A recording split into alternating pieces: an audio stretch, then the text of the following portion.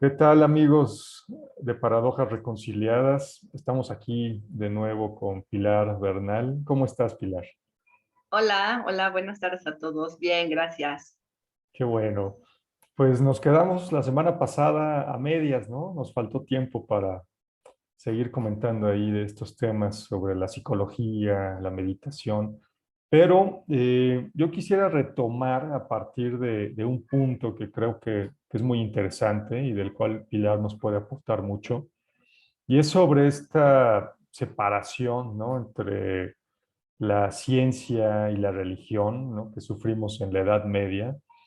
Y bueno, a la fecha yo creo que todavía existe, o no sé, ¿tú qué opinas, Pilar? Sí, pues digo, lo decimos un poquito ahorita que calentábamos motores para esta charla y sí, yo creo que yo te decía que mi punto de vista hoy es que son separaciones innecesarias. O sea, entiendo la función práctica que tiene separar las cosas, pero que también nos deja muy cortos si no volvemos a integrar eso que separamos, ¿no? Y hablando concretamente de los dos grandes temas o de los dos grandes cajones, que es ciencia y espiritualidad, ¿no? Eh, y que eso ha dado lugar a muchas diferencias, a mucha controversia.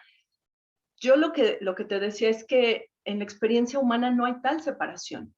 O sea, como seres humanos estamos constituidos de diferentes elementos y nuestra experiencia se da en diferentes niveles, ¿no? Hablábamos, por ejemplo, que como seres humanos tenemos experiencia espiritual, pero también tenemos una experiencia corporal, pero también tenemos una experiencia emocional, una experiencia material, ¿no? O sea, todas estas son capas que nos van constituyendo como seres humanos y como seres sintientes también, ¿no? Entonces, esta separación, pues en realidad más que aportarnos, a veces nos estorba, porque si queremos juntar en estas diferentes capas o diferentes componentes, a veces no tienen manera de reconciliarse, ¿no? Por ejemplo, que la espiritualidad, al no poder probarse, al no poder materializarse, ¿no? Ahí es donde entra su nivel de escepticismo para muchos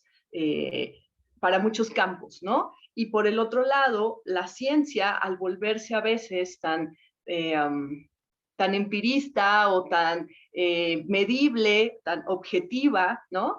También se vuelve rígida. Entonces, pues ahora sí voy a utilizar una frase muy común, pero como todo en la vida necesitas puntos medios, ¿no? O sea, si nos quedamos en estos cajones separados, rígidos, nos deja muy cortos y muy limitados, no solo para comprender intelectualmente lo que somos o lo que vivimos, sino experiencialmente, ¿no? O sea, por eso utilizamos tanto la frase o las personas decimos, ¿por qué si ya lo entendí? ¿Por qué me sigue doliendo? ¿Por qué esta emoción sigue presente en mí si yo ya entendí lo que me pasó? Y eso genera mucha frustración en las personas porque parece que serían cosas separadas, ¿no? Lo que sentimos y lo que pensamos y parece que no hay punto de unión. Y por eso lo que yo digo es, qué bueno que hoy día se están haciendo mucho más amplios los caminos para decir no tenemos que estar peleados, ¿no? O sea, no obedecemos a dominios diferentes. En realidad, lo que buscamos al entendernos a través de la espiritualidad, de la ciencia, de la sociedad, o sea, como grupo social, es eso, es poder tener una comprensión de quiénes somos, ¿no? Entonces yo diría de manera concreta y breve a tu pregunta que entiendo la separación, pero hoy en día me parece que estorba más que aportar. Ahí tocas un punto muy interesante que bueno, se ha estudiado mucho a lo largo de la historia de la humanidad, ¿no? Por los filósofos griegos, por la gente de la India, ¿no? Los antiguos indios y el hinduismo, que es este tema de la unión o la interacción, llamémosle, entre las emociones y la mente, ¿no? Pensando en una mente racional, ¿no? La mente racional del ser humano. De acuerdo a lo que tú has estudiado y lo que conoces en estos temas de meditación budistas y además toda la preparación en psicología que tienes, ¿Cómo es esta interacción? O sea, la mente va y genera un pensamiento que provoca una emoción o al revés, la emoción, un evento externo te genera una emoción que te provoca un pensamiento o es en ambos sentidos. ¿Cómo funciona esta interacción? Pues mira, digamos que es como la pregunta del huevo y la gallina o el huevo y la gallina, pero bueno, claro que sí hay investigación al respecto, ¿no? Y aquí lo que yo diría es, dependiendo de dónde, de qué, cuál sea tu campo de estudio que aborde esta pregunta, te va a ir más o menos dando respuesta. De manera concreta, por ejemplo, si ambas se retroalimentan, o sea, pensamiento y emoción están interrelacionadas, no son cosas separadas, que, insisto, las hemos separado para estudiarlas, para entenderlas, para profundizar, pero no son cosas que van separados. Ahora, ¿cómo es esta interrelación? Eso es a lo que me refiero con el huevo y la gallina, ¿no? O sea, ¿qué se activa primero? Yo tengo un pensamiento y luego la emoción, o primero tengo una emoción y luego hago una historia en torno a esa emoción. Pasa de los dos lados, ¿no? Se le llama esta bidireccionalidad, por decirlo. Y te digo que depende de qué campo de estudio la aborde, porque si lo abordas desde el punto de vista, por ejemplo, neurológico o neurobiológico, te va a dar toda una explicación, ¿no? De cómo procesamos la información, etcétera, como más racional, ¿no? Pero si tú lo ves desde el punto de vista a lo mejor más de tipo energético, ¿no? Te va a decir que no está tan clara esa división. Y ahí te quiero decir algo que mientras me hacías la pregunta recordé que hace como año y medio escuché a través de un documental muy bueno, que ya no me acuerdo mucho el nombre, pero en fin, un documental muy bueno.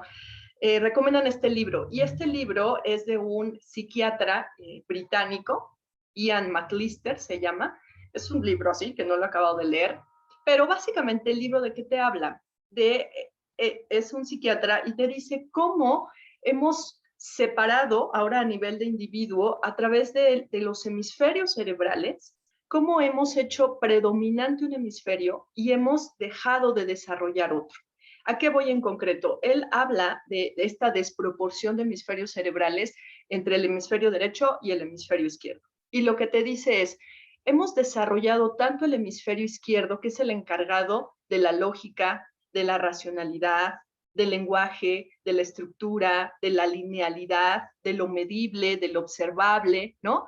Que así es como, esta es la lente que hemos ido desarrollando y haciendo crecer para interrelacionarnos e interactuar con el mundo. Y el otro hemisferio, el hemisferio derecho, que es más el hemisferio de la totalidad, de la integración y de, en términos más concretos del arte, de la expresión, ¿no? De la sensibilidad, ese se ha quedado, digamos, un tanto relegado o apagado. De manera que hoy tenemos una civilización o una sociedad, que lo voy a poner con mis manos, es como este tamaño es el hemisferio izquierdo y este tamaño es el hemisferio derecho, ¿no? Y esto, ¿por qué lo relaciono con la pregunta que me haces? Porque nos hemos vuelto una civilización muy mental, ¿no? Que nos tenemos que explicar las emociones, que las tenemos que, le tenemos que poner una historia, y todo eso es válido, pero eso es solo una parte de lo que realmente es el mundo emocional, ¿no? Entonces, por eso te decía, es una pregunta que, digo, ahorita te di unos elementos, por supuesto hay más, pero son los que yo destacaría para no solo cómo se relaciona pensamiento y emoción, sino en general, cómo hemos dividido esta experiencia, ¿no? Como a veces lo que te decía hace un ratito, ¿por qué si ya me lo expliqué? ¿Por qué si tiene un porqué? No me siento diferente, ¿no? Entonces ahí te habla de esta separación otra vez. Claro. Y ahí, bueno, igual a mí me vienen varias preguntas, comentarios. Una sería, ¿qué es lo correcto, no? Porque me acuerdo mucho ahorita, no sé si tú has leído a Gurdjieff. Gurdjieff es un místico estilo Blavatsky, ¿no? Un poquito así del estilo de la teosofía. En el siglo XIX hay un boom, ¿no? De toda esta necesidad de empezar justamente a tratar los temas, pues que la ciencia no puede explicar, ¿no? Entonces, pues hay mucho de estas cuestiones de espiritismo, nace la teosofía, ¿no? Que ya hemos hablado aquí en este canal sobre Blavatsky. Y bueno, otro místico, podríamos decirle, de aquella época, pues es George Gurdjieff. Y Gurdjieff era un hombre que nació en Armenia, ¿no? Entonces, pues tenía tanto contacto con la cultura occidental como con la cultura oriental. Entonces, él funda un método, o crea un método que le llama el cuarto camino, ¿no? Y dentro de toda la teoría, ¿no? O todo lo que decía Gurdjieff, de repente, Gurdjieff de entrada te decía, el hombre es una máquina, el Mm, hombre está dormido. Eso que tú le llamas estar consciente, así como estamos tú y yo ahorita, dicen, ujú, hombre, no eres nada consciente, ¿no? ujú, Un ejemplo podría ser, no sé si te ha pasado y le ha pasado a la audiencia, es, oye, voy a ponerme a estudiar, ¿no? Y ujú, entonces ya vas ahí decidido a estudiar cuando de repente te dan ganas de ir al baño. No, pero primero voy al baño, ¿no? Pero de repente te da sed. No, pero también quiero ir a tomar agua, ¿no? Y vas entonces así como que nada más respondiendo a impulsos. De ujú. repente, pues, ¿sabes qué? No, me da flojera. A lo mejor voy a ver la tele un ratito. Voy a ver Netflix un ratito, ¿no? Y entonces vas respondiendo a impulsos, ¿no? Ujú, Entonces Gurdjieff dice, bueno, pues por eso el hombre es una máquina. Y él tiene todo un método, ¿no? El cuarto camino te habla de cómo el hombre pues se va convirtiendo hasta el superhombre, ¿no? Que es totalmente consciente de todo lo que hace. En este punto, así una explicación muy rápida, Gurdjieff dice, bueno, lo que pasa es que en un hombre que no ha trabajado esa conciencia, el cuerpo tiene necesidades que generan emociones, que generan pensamientos y esos pensamientos doblegan la voluntad, ¿no? Porque al ujú, final la voluntad es lo que tendría que dirigir todo, ordenar todo, ¿no? ujú, Entonces dice Gurdjieff, en realidad debería ser al revés, debería llegar la voluntad, ¿no? Que es la parte más cercana a lo divino, ¿no? O sea, y no solamente la voluntad del ser humano específico como tal, sino esa voluntad alineada a lo divino. Esa voluntad debería de generar un pensamiento, ¿no? En la mente racional, que debería generar una emoción para mover al cuerpo, ¿no? Bueno, él, por ejemplo, también equipara mucho al hombre como, a este hombre no consciente, como una casa, ¿no? Donde el amo de la casa se fue, ¿sí? El amo de la casa se va y entonces de repente dice el mayordomo, ah, pues lo que hay que hacer es esto. Y por allá se oye al jardinero, no, no, no, pues yo creo que lo que hay que hacer es esto. Y por allá dice la cocinera, no, no, no, no es cierto, lo que hay que hacer es esto. Y nadie se pone de acuerdo, ¿no? Necesitan que el amo regrese pues, para que ordene la casa, ¿no? Y bueno, es un poquito el tema que trata Gurdjieff. Eh, pero ahí, pues pareciera, al menos en este cuarto camino, pues que la mente tendría que, no quiero decir controlar, ¿no? Pero sí la mente tendría que guiar a las emociones. No sé tu opinión a ese respecto. Sí, y de hecho totalmente cuando hablabas, no sé si es controlar, te iba a proponer la mente dirige, ¿no? Tú dijiste guía y son sinónimos, más que controlar la mente es una guía, es una dirección. Y estoy de acuerdo, eso te lo voy a contestar muy breve, o sea, bueno, te lo voy a contestar, pero con un término muy concreto para que quede claro. Sí, efectivamente tiene que haber un equilibrio entre ambos elementos y esto ahorita se conoce mucho en la literatura y en general se está metiendo mucho la palabra autorregulación, ¿no? O sea, tiene que ver, la autorregulación no solo es que el manejo de algo, tiene de trasfondo que te das cuenta, o sea, siguiendo este ejemplo que tú ahorita nos estás platicando, o sea, primero te tienes que dar cuenta de la presencia de los impulsos, de lo que te está haciendo hacer, ¿no? Que en el budismo, un poquito retomando nuestra clase pasada, bueno, nuestra sesión pasada es, en el budismo se le llama que es la reactividad, ¿no? Y también en un lenguaje más metafórico hablan de que es esta mente que nuestra mente es como un chango, ¿no? Es como un chango que constantemente está saltando de una liana a otra sin tener una dirección, sin tener un ritmo, sin tener un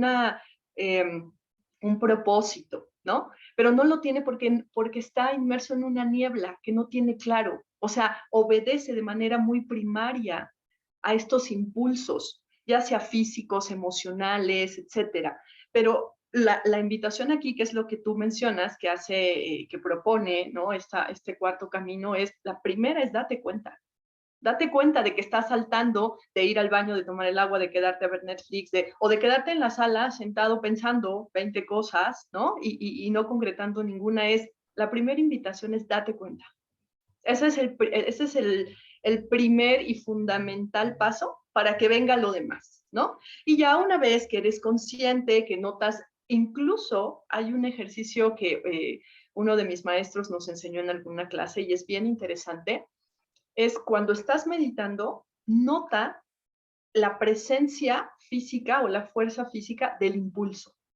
O sea, estás meditando aparentemente muy tranquilo y todo, pero se puede observar cómo tu cuerpo te pide hacer algo, ¿no? O sea, ves este movimiento o de moverte, o de irte para adelante, o sea, hay un impulso físico, incluso hay una energía ahí pidiendo, ¿no? Entonces, para ponerle un poco como un proceso, lo primero es darte cuenta. Y una vez que te das cuenta, entonces ahí sí viene todo el armamento pesado con todas las herramientas y una de ellas es, el objetivo ahí sí es autorregularte.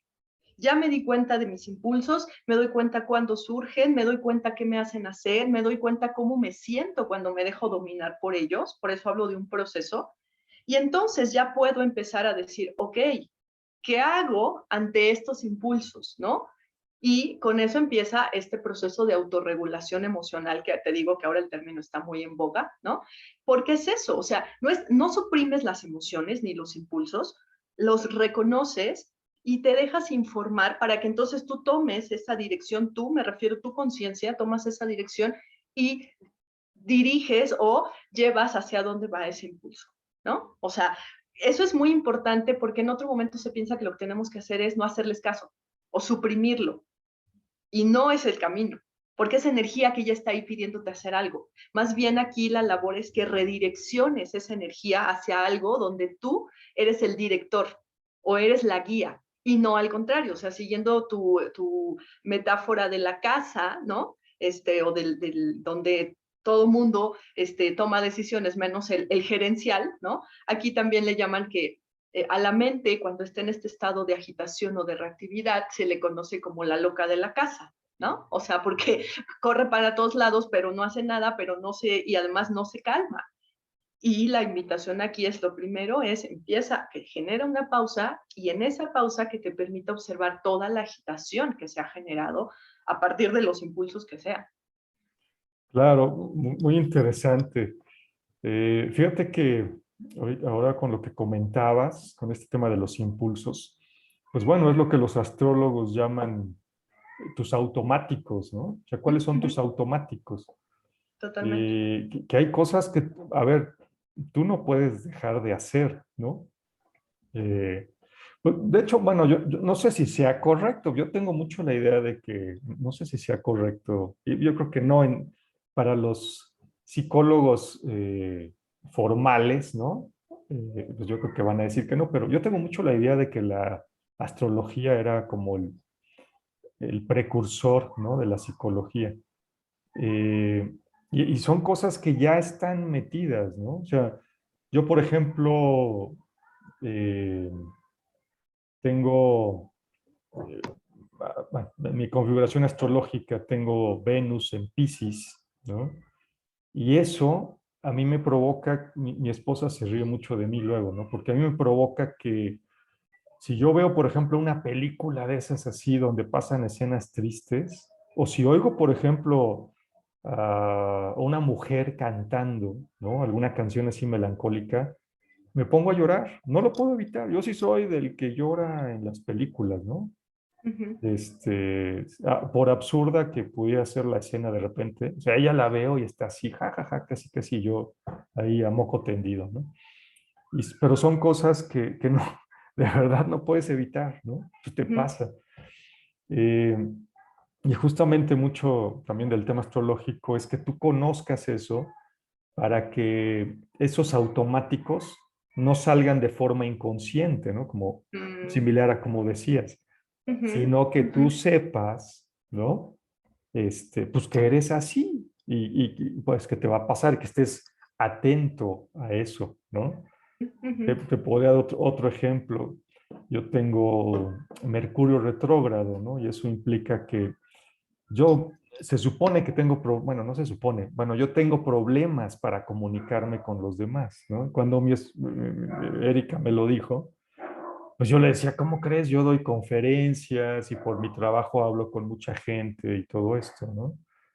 Pero después lo empiezas a concientizar y no es que te trabes, no es que se te olviden las palabras, pero sí me pasa de repente, te puedo contar alguna historia con mi señora madre, cuando una vez llegamos los tres, ¿no? Yo entendí claramente que nos invitaba a comer a los tres, llegamos a su casa, pues le dice a Erika y a Sofía, ¿no? Hola, ¿cómo están? Hola, hola. Y a mí se me planta enfrente y me dice, ¿y tú qué haces aquí? ¿No? Es que nos invitaste a comer, sí, pero tú no, porque tú te ibas de viaje, me dijiste, ¿no? Y yo estaba seguro que a mí también me esperaban, ¿no? Ese tipo de cuestiones, y no es que te trabes al hablar, no es que no, puedes hablar perfecto, pero tienes esa falla en la comunicación. Entonces, ¿qué tendrías que hacer? Bueno, pues ser muy consciente de tus comunicaciones, ¿no? Estar muy al pendiente de lo que entiende la otra persona y de lo que tú quieres decir. Y bueno, y también de lo que tú entiendes de regreso.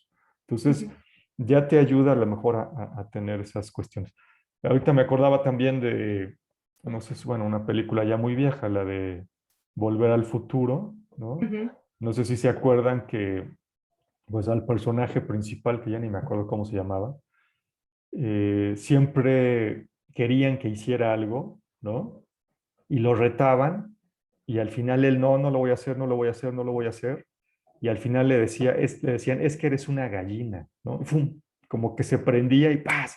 Iba y lo hacía, ¿no? Bueno, pues ahí es un ejemplo, si quieren, medio de risa, medio curioso, pero son esos automáticos. Y bueno, ya nada más para terminar el comentario, justamente Gurdjieff, ¿no? El cuarto camino, sobre todo cuando inicias, lo que te dicen es, pues tienes que hacer un alto, ¿no?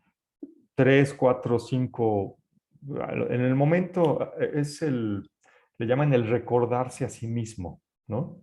Tres, cuatro, cinco veces al día, de repente haz un alto y recuérdate a ti mismo, ¿no? Y es eso, ¿no? De a ver, ¿qué estoy ya ni siquiera sintiendo, ¿no? Ellos le llamaban sensando, mm, porque mm, llega un punto donde te ponen ejercicios de siente tu peso, mm. siente cómo la sangre fluye, ¿no? Por tus arterias, por tus venas, ¿sí?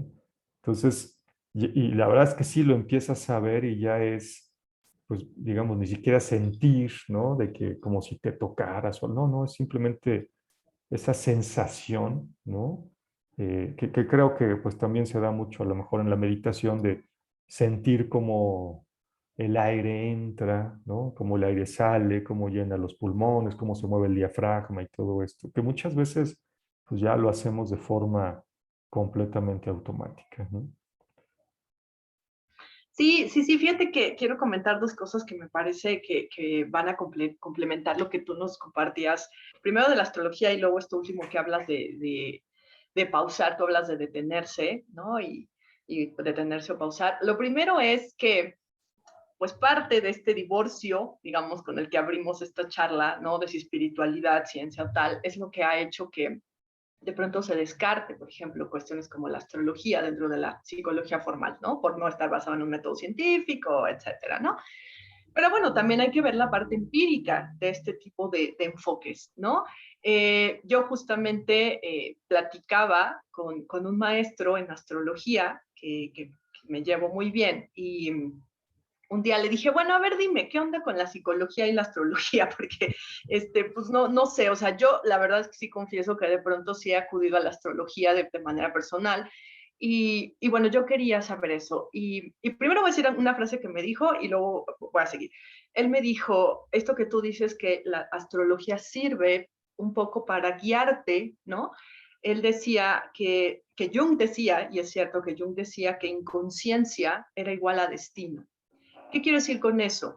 Que si la astrología es una, pues no sé, voy a decir una disciplina que te ayuda al autoconocimiento, tiene una función, ¿no? En la medida en que tú te conozcas más, ya sea a través de las constelaciones, ¿no? Que es como estaban en el momento que naciste, tus ascendentes y demás, pero si es un elemento que te permite el autoconocimiento, es bienvenido, ¿no? O sea, no sé si en algún momento van a bailar juntos, o yo creo que está cerca, si va a bailar junta la psicología o la psicología formal por lo menos con la astrología, pero ambos tienen el mismo fin, el autoconocimiento y ayudar al bienestar del individuo, ¿no?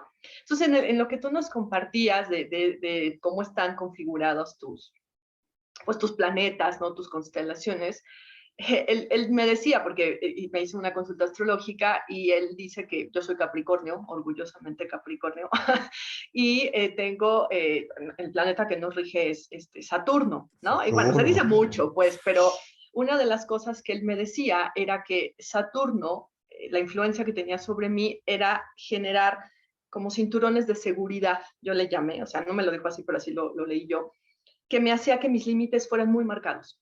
Entonces que yo decía, de aquí no paso, porque si paso me da miedo, ¿no?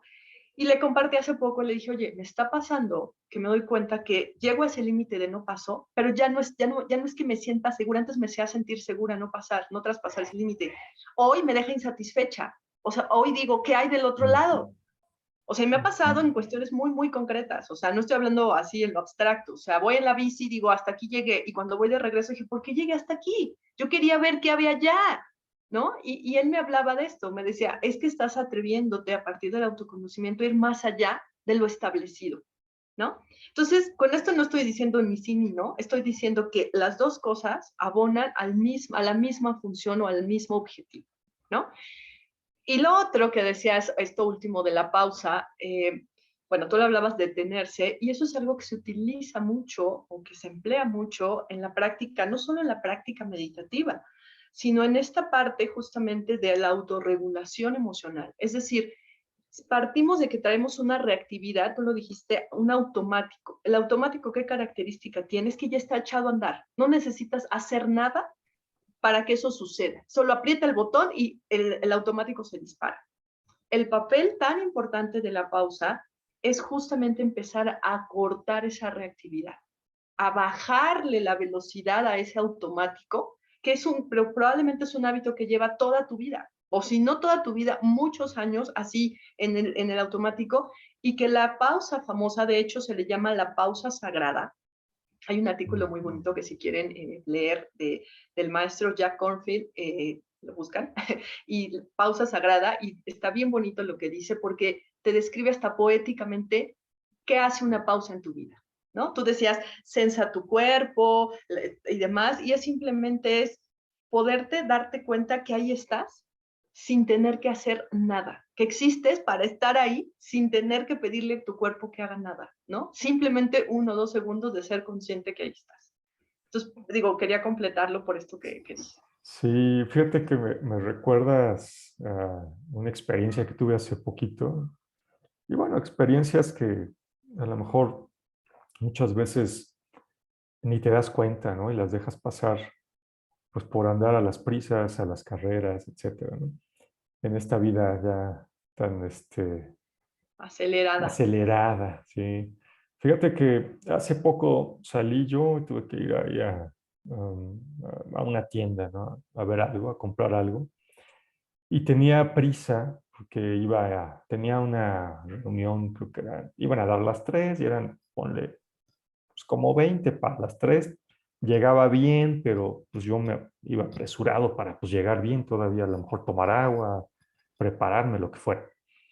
Y entonces ahí voy caminando, ¿no? A prisa, y de repente en la esquina, llego ya muy cerca de llegar a mi casa, veo una señora, ¿no? Veo una anciana, pero una anciana así como muy, muy bien vestida, y no en el sentido de ropas lujosas ni nada, sino como muy, muy pulcra, muy limpia, su ropa pues como toda planchadita, de estas, pues, estas señoras, no sé, me remitió como a otros tiempos, ¿no? Estas señoras Ujú. que, Otra época. de otra época, sí, sí, sí. Y la señora iba caminando con un bastón, pues iba despacito, iba despacito. Bueno, haz de cuenta que en ese momento fue como que fue una lección para mí, ¿no? De hoy, oye, Mm, mira, pues mm, la vida no tiene que ser tan acelerada y tan atrabancada. Entonces me detuve, ¿no? La saludé, de hecho, ¿no? Me contestó muy amablemente y todo, pues como era antes, ¿no? Como ujú, antes ujú, las personas o en los pueblitos, ¿no? Iban y se encontraban en el pueblo, se saludaban, etcétera, etcétera, ¿no? Pero bueno, eh, yo creo que esas son las cosas que muchas veces pasan a nuestro alrededor, ¿no? Esas señales. eh, y pues, tú vas y te pasas de largo y ni las ves y mucho menos las entiendes y mucho menos las interpretas, ¿no?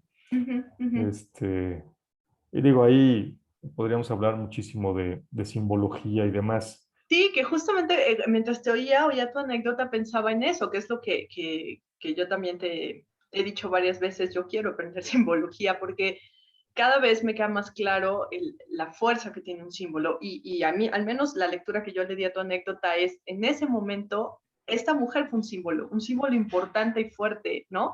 Que, que con todo y tu prisa, de pronto apareció y te dio esa información, ¿no? O sea, que pausaste, no sé, o sea, que pausaste como en principio, pero también te hizo reflexionar hacia otras cosas, ¿no? Y yo ahí nada más quisiera redondear tu anécdota con una pregunta que yo me he hecho y que les he sugerido a veces a la gente con la que trabajo es, te puedes parar y preguntarte, ¿para qué estoy haciendo esto? ¿No? O sea, claro, a lo mejor tiene una respuesta práctica, estoy corriendo para llegar a la junta, ¿no? O estoy corriendo para, o sea, se vale. Pero aquí el para qué estoy haciendo esto tiene que ver con tu vida en general, no con ese día en concreto, esa tarde, ¿no? Y no, o sea, no es que sea la respuesta buena o mala, simplemente te da una manera de entrar más a ti, incluso de darte cuenta cómo te estás sintiendo. A lo mejor estás con prisa, pero también estás nervioso o estás temeroso y eso no te estás dando chance ni siquiera de contactarlo, ¿no? Entonces Claro, yo creo que esos momentos son importantes porque, pues porque se vuelven por sí mismos valiosos, no son una cosa para un fin específico, ¿no? Y lo otro que te decía con el símbolo, y bueno, eso me surgió mientras te escuchaba. claro. Sí, sí, definitivamente, ¿no? Al final, bueno, yo sí creo que la vida te va hablando en todo momento. Lo que pasa es que uno va ahí muy ocupado, ¿no? En otras cosas, o a lo mejor con muchas tareas, al menos a mí es lo que me pasa, ¿no? Me lleno de tantas cosas que de repente, pues se me complica y a lo mejor no necesito hacer todas, ¿no? Pero bueno, y un poquito también ya en defensa de la astrología, cuando yo he tenido pues sí, alguna plática, ¿no? O no quiero llamarle discusión, alguna plática sobre si funciona o no funciona. Bueno, de entrada, la verdad es que yo sí lo he comprobado en carne propia, ¿no? O sea, sí, sí, Erika a cada rato me lee mi carta y hace correcciones y demás, y no tanto correcciones, sino más bien lo que son los retornos solares, por ejemplo. eh, o de repente hay ciertas cosas que puedes hacer para cambiar tu vida, ¿no? De ciertos aspectos de tu vida, obviamente, pues el económico, el trabajo, la familia, etcétera, etcétera. O sea, por ejemplo, el hecho de adoptar una mascota, ¿no? Puede cambiarte de cierta forma, ¿no? El hecho de mudarte, el hecho de casarte, por ejemplo, ¿no? Puede marcar ciertas cuestiones astrológicas. Y bueno, si de lo que hay evidencia, digamos, ¿no? Para la gente que es muy mental, De lo que hay evidencia es, bueno, si la luna, ¿no? Sabemos que la luna, cuando hay luna llena, el mar tiene un oleaje más fuerte, ¿no? ¿Por qué? Pues porque la luna está más cerca de la Tierra. Eh, y cuando hay luna llena también, y eso pues tú seguramente lo habrás oído por ahí, estadísticamente se sabe que hay más pues, crímenes pasionales, ¿no? En luna llena que cuando no. Entonces, pues algún efecto tiene. Y esa es nada Más más, partos también, más ¿no? Ya partos. saben, incluso los médicos, crean o no, dicen, va a haber más, digo, por decir alguno. Uh-huh. Entonces, pues si eso hace la luna, y eso que es la luna nada más, que es, bueno, que es el satélite o el cuerpo celeste que nos queda más cerca, pero pues imagínate qué no hará contigo un Júpiter, un Saturno, ¿no? O sea, cualquiera de los planetas, pues definitivamente yo creo que sí hay una influencia fuerte e interesante, ¿no?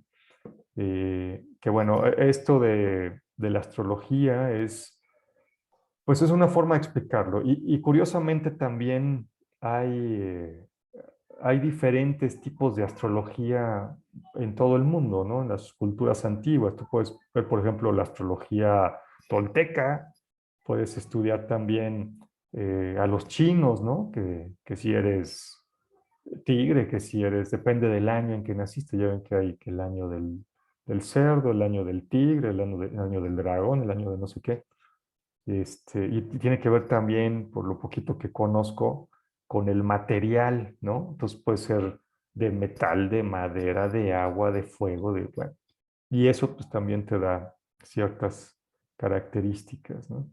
Entonces, pues sí, como bien comentabas, creo que te había platicado alguna vez que hay, eh, sé de algún astrólogo importante aquí en México, que de hecho él ya ni siquiera le llama a sus cursos astrología, ¿no? Le llama cosmobiología.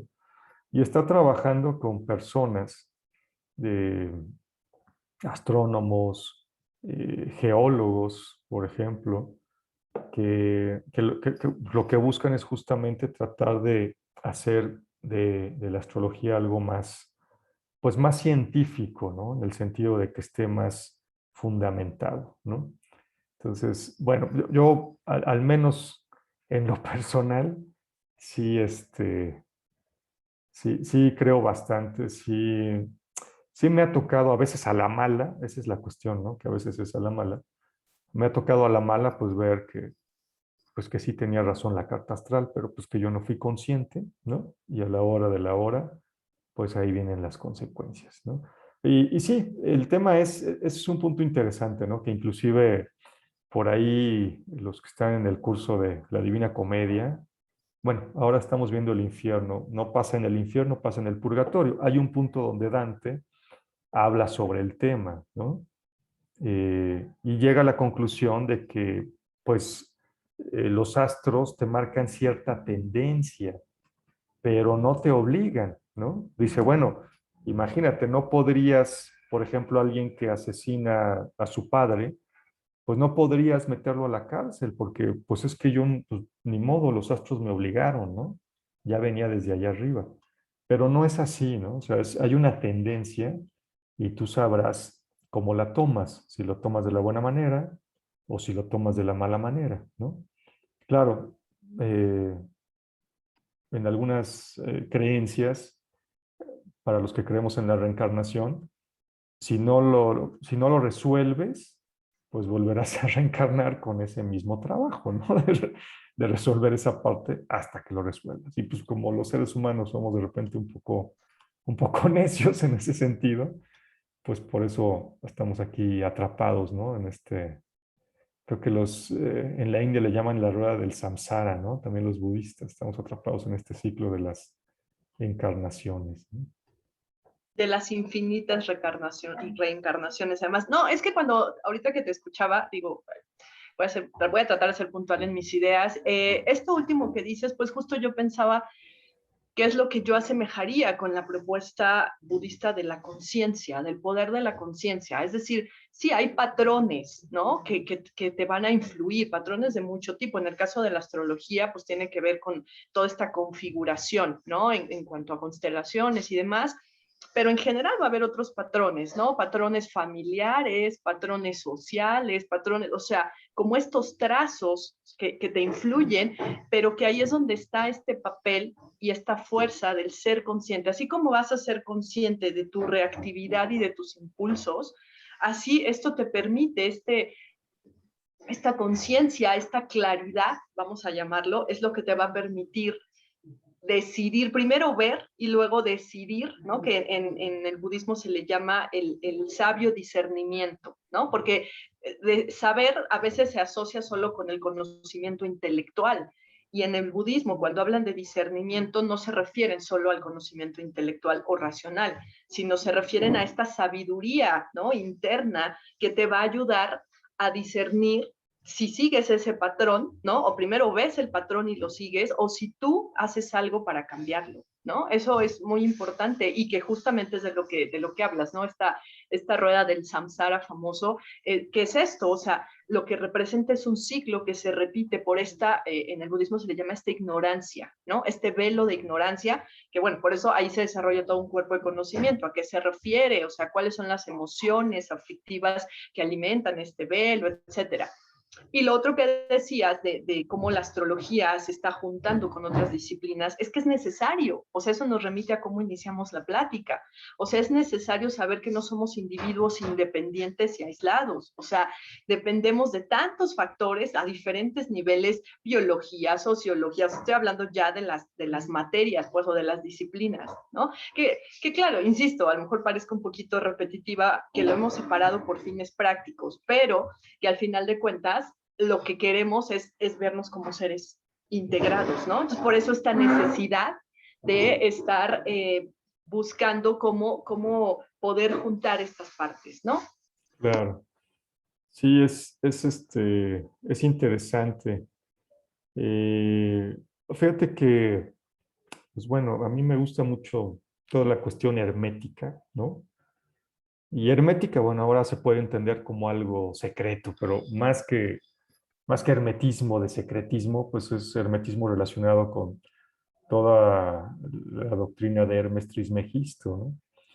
Y ahí alguna vez leí un libro, que es muy famoso, el Kybalión, ¿no? Que realmente no lo escribió Hermes Trismegisto, es un compendio de hace poco más de 100 años, escrito hace poco más de 100 años, sobre estas leyes herméticas. Pero es muy curioso cómo te empiezan a explicar eh, todo lo que compone el universo, ¿no? Y el experimento hipotético que plantean ahí es muy sencillo, ¿no? Simplemente dicen, imagínate un disco y el disco empieza a girar, ¿no?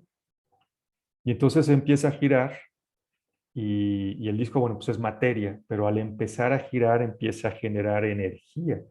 Y entonces Mm, el disco empieza a girar y de repente empieza a emitir un ruido, un mm, sonido, ¿no? mm, Y de repente empieza ya a cierta velocidad, pues empieza a pasar por todo el espectro cromático, ¿no? Todo el espectro visual. Y llega un mm, momento en que ya no lo ves y mm, entonces gira más rápido y empieza ya a generar energía electromagnética, ¿no? Lo curioso es que te van explicando cómo vas aumentando cada vez más energía a ese disco y llega un momento en que se vuelve, pues se va justamente al reino mental, ¿no? Se mm, vuelve un pensamiento para después volverse algo espiritual, ¿no? mm, mm, Pero mm, entonces, o sea, todo ese experimento que simplemente hacía muy grandes rasgos, ¿no? Habría que leerlo para entenderlo bien. Todo ese experimento simplemente lo que te está diciendo es, pues, todo es cuestión de energía, ¿no? A mm, la velocidad a la que se mueva el disco, según qué tanta energía le metas, pues es lo que va a estar generando desde materia, pasando por todos los tipos de energía conocidos, y bueno, ellos dicen que hay algunos desconocidos para el ser humano todavía, mm, hasta llegar a volverse espíritu, ¿no? Algo espiritual. Y bueno, también, Está padre ese, yo no lo había escuchado, la verdad, sí, o sea, como ibas describiendo lo del disco, voy a leer. te lo recomiendo mucho. Y hay otra parte, obviamente, que pues, aquí también te podría encantar, donde es que de verdad yo no he visto, perdón, en otra, en alguna religión, una explicación así tan clara. Hay otra parte, ¿no? Que el primer principio hermético es el todo es mente, ¿no? Mm, Entonces, pues, lo que dicen es que vivimos en la mente de un ser infinito, ¿no? O de algo infinito y eterno. Y entonces también empiezan a filosofar y dicen, bueno, pero ¿cómo nos, o sea, ¿por qué? Porque ¿cómo nos creó? Oye, si este ser es infinito y es eterno, pues entonces si nos crea, pues entonces va a crear algo nuevo, material, y entonces él ya no va a ser infinito, ¿no? Y ese ujú, algo material, pues también va a tener un principio y entonces ya no va a ser eterno. Y bueno, caen así, que también se me hace genial, dicen, bueno, pues nos creó en su mente, ¿no? Y mm, comparan, dicen, bueno, es como por ejemplo un autor, un Shakespeare, que hace Romeo y Julieta, ujú, pues Romeo y Julieta existe, ¿no? ujú, Pero fue ujú, creado en la mente de William Shakespeare. Lo que mm, pasa es que ujú, obviamente la mente de Shakespeare es limitada, ujú, pero la mente de este ente pues ujú, es infinita y es eterna, ¿no? Entonces mm, el todo es mental, ¿no? Y mm, nosotros tenemos nuestra mente pues es igualita que la del todo, pero ujú, limitada, ¿no? ujú, Pero ujú. pues tenemos esa misma capacidad de creación. Sí, que por ejemplo, digo, es cuestión solo de términos. Desde esta filosofía oriental te habla en lugar de la palabra mente, te habla de la palabra conciencia, ¿no?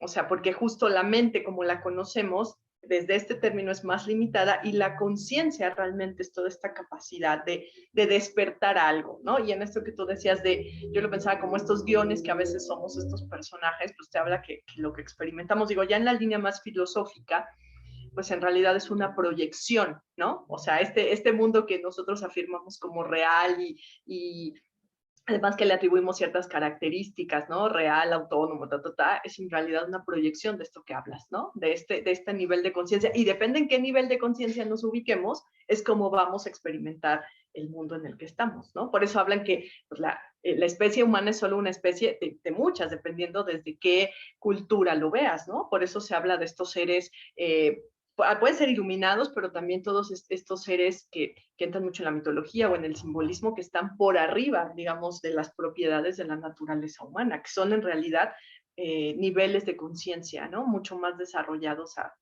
pues, a lo que nosotros seríamos como especie o como civilización hoy, ¿no? Claro, pues de hecho en el mismo cristianismo, ¿no? Está todo este tema de los 9 círculos angélicos, donde pues el ser humano está hasta abajo, ¿no? Pero pues hacia arriba hay 9 coros angélicos, ¿no? Ajá, ajá, Hasta ajá. que llegas a los serafines, que son los que están ahí pegaditos a Dios. Ahí hay un libro también bien interesante, eh, es un libro obviamente esotérico, ¿no? Pero bueno, a mí me gustó mucho ese libro, que se llama La Evolución Divina. Mm, El autor es Edouard Chure, es el mismo que escribió Los Grandes Iniciados, ¿no? Que de hecho mm, ese libro yo no lo, creo que todo el mundo ha leído ese, yo no lo he leído. Los ujú, Grandes Iniciados pues te habla de la historia de Buda, la historia de Jesús, la historia de Krishna, la historia de Mahoma, etcétera, ¿no? ujú, ujú, Y en la ujú, evolución divina te habla justamente desde un punto de vista así metafísico, esotérico, cómo se crea el universo. Pues, justamente te va hablando cómo se van creando estos 9 círculos angélicos. Digo, está alineado mucho a lo que es la antroposofía, ¿no? De mm, Blavatsky también. Entonces te habla de las primeras razas de la humanidad, ¿no? Para efectos de la antroposofía, nosotros somos la quinta raza, ¿no? mm, La mm, cuarta eran los atlantes, la tercera era Lemuria, eh, me parece que la segunda eran, creo que los hiperbóreos, y la primera era la raza polar, ¿no? ujú, Y entonces supone que también a medida que ha ido avanzando la humanidad, pues como que vamos teniendo más nos hemos ido metiendo más en la materia, ¿no? Se supone que las primeras Mm, razas eran como más etéreas, cuestiones así. Pero ujú, bueno, está ujú, muy interesante ese libro y habla también de repente de cómo ese conocimiento, una vez que la Atlántida se hunde, pues ese ujú, conocimiento se va expandiendo, ¿no? Entonces, por ejemplo, te habla también que yo no sabía nada hasta que leía ese libro, te habla del zoroastrismo, ¿no? Que pues también es fabuloso, o sea, tiene unas ideas muy bonitas respecto a la mujer, respecto al hogar, por ejemplo, ¿no? ujú, ujú. Este, y bueno, pues te habla de otras culturas y otras religiones, cómo fueron influidas por todo este, supuesto conocimiento atlante, ¿no? Que también se habla mucho de él. No hay, si nos vamos otra vez al tema totalmente racional, pues no hay una evidencia como tal. Sin embargo, a mí lo que siempre me llama la atención, ¿no? Es que Platón lo menciona, y lo menciona no una, sino dos veces, ¿no? Lo menciona en dos de sus diálogos. Mm, Entonces, pues Platón es autoridad en todo, ¿no? Actualmente, menos en la Atlántida y en la mm, reencarnación, ¿no? Que también mm, la menciona Platón ahí en la República. mm, Entonces, mm. pues bueno, y hay autores que se han dedicado a tratar de justificar que si había o no había una isla ahí, que si había o no había alguna civilización, etcétera, etcétera. Pero bueno, hay mucho esa idea, ¿no? De que realmente existió una civilización que fue destruida y pues parte de ese conocimiento Se perdió. llegó, uno se perdió, pero pues otro llegó, ¿no? Llegó por ahí. Y sabes que ahorita que decías de los diferentes, no sé cómo lo llamaste, pero dijiste que nosotros somos, ¿qué? El quinto algo, el quinto, La quinta humanidad. Ajá. la quinta humanidad. Yo sí creo que obviamente hemos evolucionado como especie, pero eh, esta evolución se ha ido mucho más a lo que hablabas ahorita, de la parte racional. O sea, yo no conozco, pues no he leído esa literatura, pero sí imagino, he leído algunas otras cosas, y sí imagino que los humanos o los humanos del principio, vamos a llamarlo, de otras civilizaciones mucho más antiguas que las que conocemos hoy, tenían otras, no solo habilidades, tenían otras características, por supuesto, como, ¿cómo llamarlo? Como otras facultades, esa es la palabra, ¿no? Otras facultades que no son las que hoy tenemos, ¿no?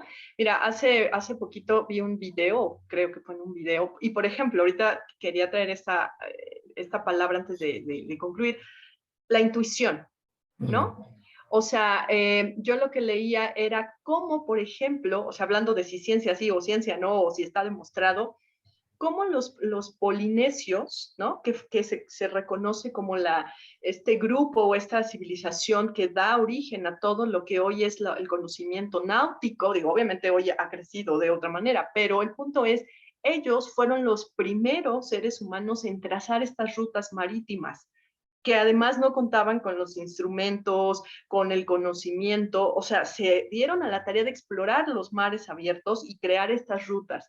Pero ¿qué es lo interesante de esto? Que se dice que ellos dieron con estas facultades porque ellos afirmaban que sentían al mar.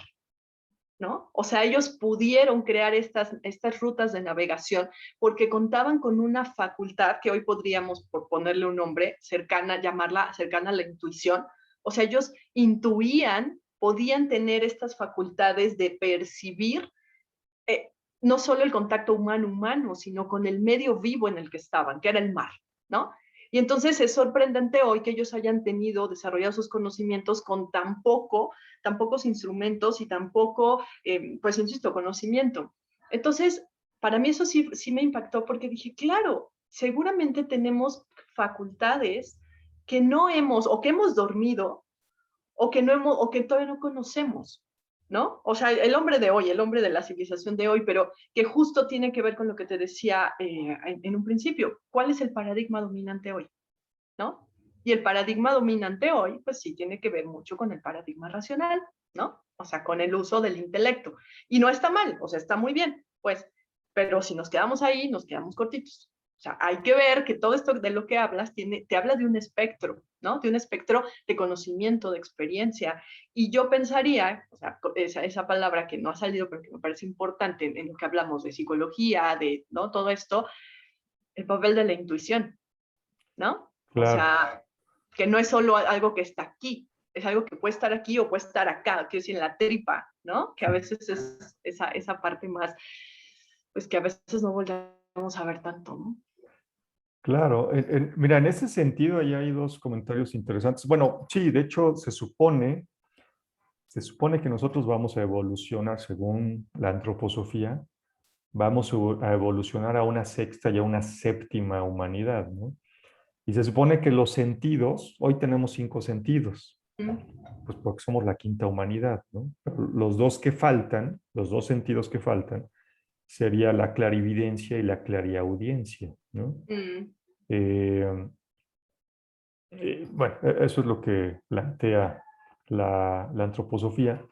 Y bueno, en cuanto a sentir el mar, que eso es muy poético, muy bonito eso, pues también hoy está demostrado, ¿no? Las famosas líneas Ley o las líneas de Hartmann, que son pues una especie de carreteras electromagnéticas que tiene la Tierra, ¿no? Que de repente es como una cuadrícula y ¡pum! De repente se cruzan, ¿no? Entonces, lo interesante es que muchos templos sagrados de la antigüedad están construidos exactamente en el cruce de esas líneas, ¿no? mm, ¿Cómo sabía la gente? Pues de alguna manera lo sentía, ¿no? mm, De alguna mm, manera, no sé qué veían o no sé qué percibían, pero pues muchos de los templos antiguos, que obviamente, pues bueno, en principio no había tecnología, y bueno, esa es otra historia, ¿no? Un día podemos hacer una plática sobre los famosos objetos fuera del lugar, los O-parts que le llaman en inglés, objects out of place, ujú, eh, o out of place artifacts, creo que es, donde pues tú ves y dices, bueno, es que pareciera que no necesariamente estaban tan atrasados en tecnología, ¿no? mm, El más famoso que está en un museo y todo, pues es el mecanismo de Antiquitera, ¿no? Una especie de GPS del siglo I antes de Cristo encontrado en un barco griego. mm, Pues sí, una serie de ruedas de metal que funcionaban como un GPS, ¿no? mm, mm, Hace hace más de 2000 años, 20 siglos, ¿no? ujú, ujú, Y bueno, otra sería simplemente lo tan traído y tan llevado de pues, la construcción de las pirámides de Egipto, ¿no? ¿Cómo mm, construyeron eso? ujú, ¿No? ujú, Que ujú, mucha gente dice, no, pues es que con esclavos y bueno, o sea, vamos, hoy no existe la tecnología para hacerlo, hoy no existe la grúa que pueda, ¿no? Construir algo ujú, así con esos pesos. ujú, ujú, No que con una rampa, bueno, crear la rampa sería una obra de ingeniería todavía más maravillosa que la misma pirámide, ¿no? mm, ujú. Entonces, pues bueno, la verdad es que no se sabe. Este, Sí, yo creo que esa es una buena conclusión. O sea, yo creo que sabemos muy poquito relativamente con todo lo potencial que podemos llegar a conocer, ¿no? A descubrir, yo creo, y que eso es lo interesante, que por lo menos ya hay varias vías que están pues, enfocadas a eso, no solo el autoconocimiento, sino el autoconocimiento, pero interconectado con qué más, ¿no? Que creo que eso es claro, lo padre, lo interesante, no solo tú por ti mismo, sino tú como individuo, pero como un ser vivo, como lo es una flor, como lo es un árbol, o como lo es la tierra misma, ¿no? O sea, esta interconexión que a mí me parece que es algo más, algo como hasta inspirador decir, o sea, puedo estar interconectado con algo más que solo yo y mis rumiaciones, ¿no? claro. Pues mira, ya se nos acaba el tiempo otra vez, pero ya nos quedamos otra vez en una parte bien interesante. Nos falta hablar, por ejemplo, de los sueños, ¿no? Del mundo Bueno, onírico, ¿no? Ahí el punto de vista psicológico es muy interesante. A lo mejor hasta deberíamos invitar a Oneiros que ya estuvo aquí en algún momento, que también es ajá. muy preparado ahí. También él tiene su taller los lunes, ¿no? De onironautas y demás. Entonces, pues bueno, está abierta ahí la puerta para que hagamos una tercera parte, Pilar. Para tener la parte 3. Sí, está bueno, está bueno. Es que no vamos a parar de hablar, ya para la otra ya vamos a tener galletitas y café. Exacto, exacto. Hoy, ¿No? bueno, pues ya nada más para terminar, no sé si todavía se puedan, ya empezó el curso de meditación, no sé si todavía quien quiera se puede integrar ahí Sí, contigo. totalmente, totalmente. Además es un curso que, digamos, la ventaja que tienes que va por módulos, entonces todavía son 4 módulos, empezamos el primero, empezamos apenas este miércoles pasado, o sea, antier, y bien padre, bueno, yo qué puedo decir, pero pues igual lo pueden descubrir todavía. Fue la sesión de introducción, ¿no? De presentación, que eso es muy importante. Pues ahí empezamos, la siguiente semana retomamos y de ahí nos vamos. Entonces quedan pues invitados. Está el curso anunciado para que lo conozcan en Paradojas Reconciliadas en la página. Entonces, pues en un par de minutitos lo pueden checar, ver de los temas, ver en qué puede ayudarles, cuáles son los beneficios de tomar este taller y pues obviamente la invitación está abierta para que se sumen, ¿no? A este curso. Muy bien, y pues sí, anímense, ahí tenemos varios cursos, estamos ahora con estos cursos de meditación con Pilar. Tenemos los trabajos de Hércules, tenemos ahora el infierno de Dante, que bueno, ya estamos a mitad del curso, pero pues seguramente nos seguiremos ahí varios de los que estamos tomando el curso ahora con el purgatorio y después con el paraíso. Entonces, pues bueno, hay varias cosas importantes, Y interesantes ahí. por cursos no van a parar, No, entonces no échenle un paramos. ojito a toda la oferta de cursos que hay. Y bueno, ahora sí que hay para todos y para todo, ¿no? Exacto. Muy bien. Pues muchas gracias, Pilar. Como siempre, muy interesante estar aquí platicando No, contigo. gracias a ti, yo es algo que recién descubro que me gusta mucho hacer, entonces gracias por invitarme y pues por poder disfrutar, ¿no? Esta plática y de lo que nos gusta hacer. Gracias, Gabriel. ¿No? De que es un placer tenerte aquí. Muchas gracias, amigos. Nos despedimos hasta la próxima semana. Yo soy Gabriel Ávila y esto es Paradojas Reconciliadas. Hasta luego. Bye, bye, bye. Bye bye.